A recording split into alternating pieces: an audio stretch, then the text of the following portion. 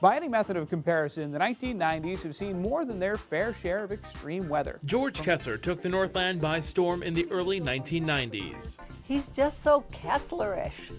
And I mean, how else he is his own man. He is a very individual.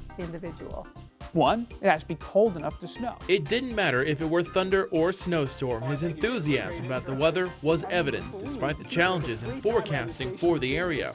It was so much more than the facts and the litany of information. For George, everything was personal. Didn't I tell you it would sound strange? George traded shorts for snow pants when he moved here from the East Coast. The fact that he moved from a warm weather climate up here to the Northland and did it deliberately, I think is all a part of George's magic. High for today. For a decade, night after night, George presented the weather with a sparkling touch. George's passion for weather is what makes him George. The guy lives and breathes weather. He's one of those guys that grew up wanting to be a weather person.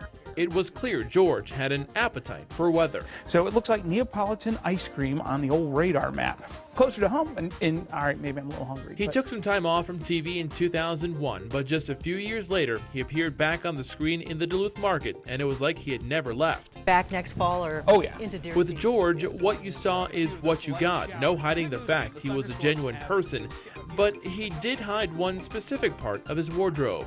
You know, the viewer never gets a chance to see those size 13 tennis shoes that he wears with his, especially with his gray suit. That always gets me. Working with George can be described as a treat, but it can also be very, very distracting. A topic can start about the forecast, and then it goes into the history of meteorology, then it goes into the political ramifications of whatever type of weather might come across.